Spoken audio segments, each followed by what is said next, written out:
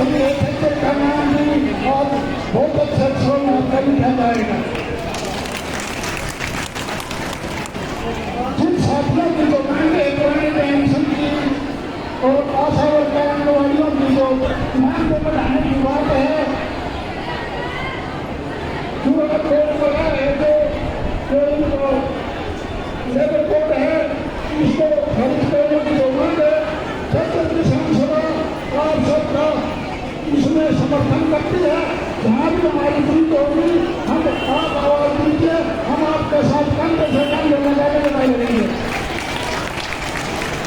क्योंकि हमने किसानों ने धार्मिक आंदोलन किया है, हमारी बहन बेटियां हमारे साथ कंधे से कंधे लगा के पेड़ों पर नहीं है। और आपको उम्मीद है कि जितने दिन भी आपका आंदोलन चलेगा हम आपके साथ रहेंगे। अगर हम पीछे तो प्रशासन करना चाहिए, इनकी दया मांग है 14,000 रुपये में 500 रुपये के नीचे तो हम रहे हैं, सबसे भी कोई जारी है तो कम से कम इनकी जो गाइडलाइन हमको पूरा करेंगे। तो मैं सभी साथियों से यही अपील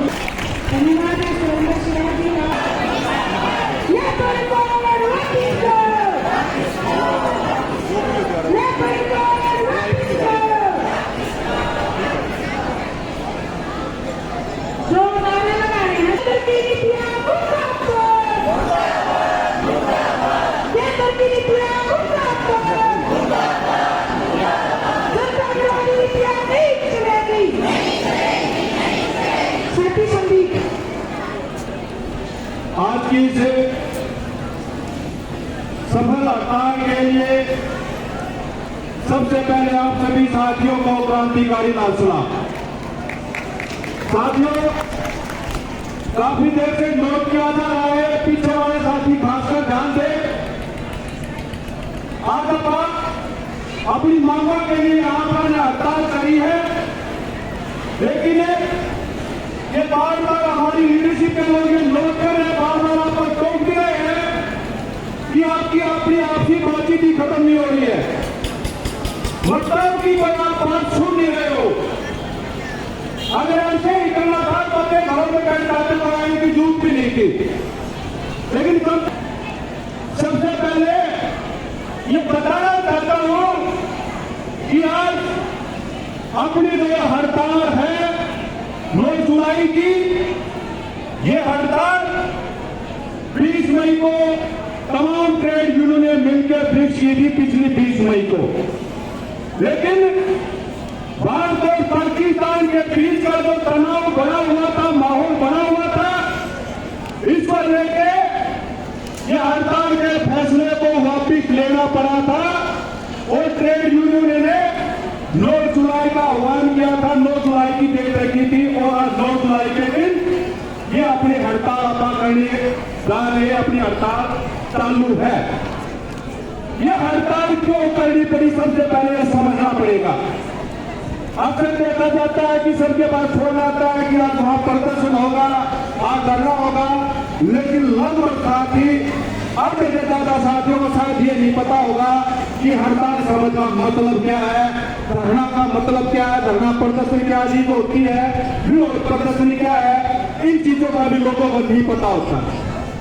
हड़ताल का मतलब है कि जो भी साथी किसी भाग में काम कर रहा है उस काम को छोड़ के अपनी मांगों के लिए दरी बिछा के बैठना, उस दिन काम नहीं करना होता। सबसे पहले तो हड़ताल का मतलब ये क्यों अपन आज ये हड़ताल करनी पड़ी। ये हड़ताल इसलिए करनी पड़ी कि केंद्र की सरकार ने जो हमारे कर्मचारियों के पक्ष में जो सवारी श्रम कानून बनाए गए थे, उन सवारी श्रम कानूनों को बदलकर 4 लेबर कोड में जारी करना चाहती है केंद्र की सरकार।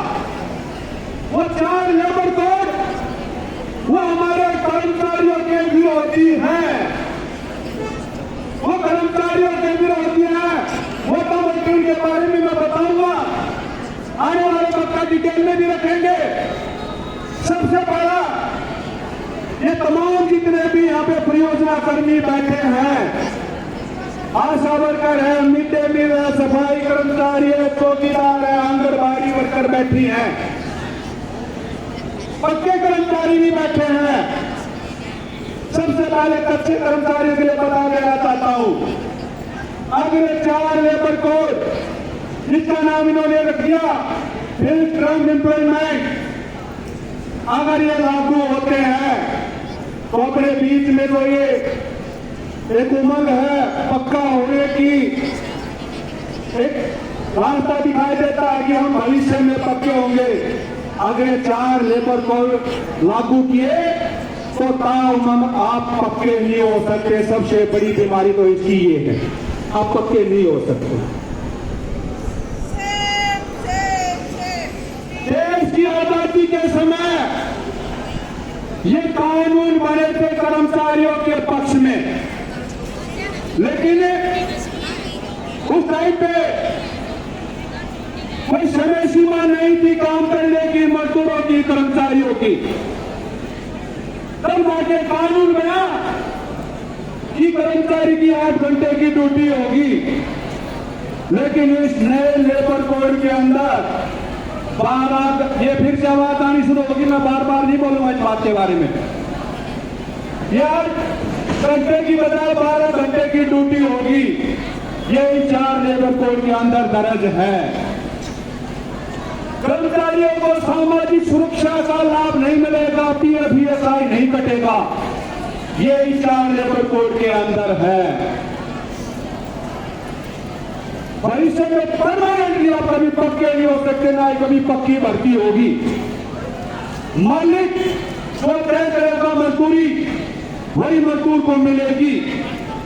ये मोटा मोटी आप लोग इससे शोषित, मतलब हर रोज इन बीमारियों से जूझ रहे हो और इन्हीं के लिए सरकार परमानेंट पाबंदी लगाने जा रही है। ये है 4 लेबर कोड।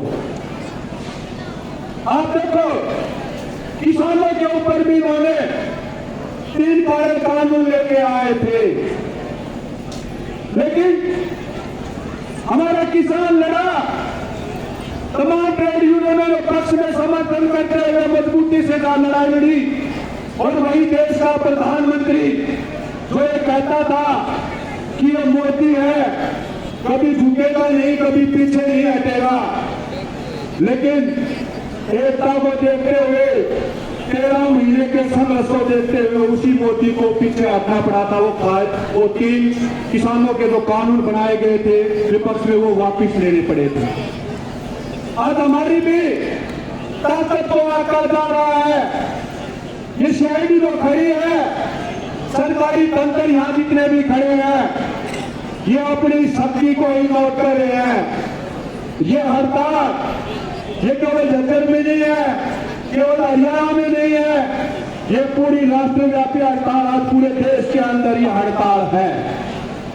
आज अपनी ताकत ये मोदी सरकार को बताएगी कि 4 लेबर कोड के खिलाफ ये कर्मचारी, ये जनता, ये मजदूर ये सड़कों के ऊपर बैठे हैं, इसको लागू नहीं होने देंगे। अगर भविष्य में लागू किया तो बता देना चाहते हैं इस मोदी सरकार को, आप तो सिर्फ 1 दिन की हड़ताल का हमारा ट्रेलर है, फिल्म दिखाने में आप पीछे नहीं हटेंगे, ये बता देना चाहते हैं मोदी सरकार को। अब हर कर्मचारी जो कच्चा कर्मचारी है वो न्यूनतम वेतन की मांग को लेके आए दिन धरना प्रदर्शन हड़ताल किए जा रहा है, लेकिन सरकार कोई किसी प्रकार का ध्यान नहीं दे रही है कर्मचारियों के लिए। हमारे ग्रामीण सफाई कर्मचारी, में ग्रामीण सफाई कर्मचारी यूनियन का लीडर भी हो, इसलिए सब साथी अपनी अपनी जो यूनियन है उनके बारे में बताया। मैं सफाई कर्मचारी यूनियन के बारे में बताना चाहता हूं। पिछले लंबे समय से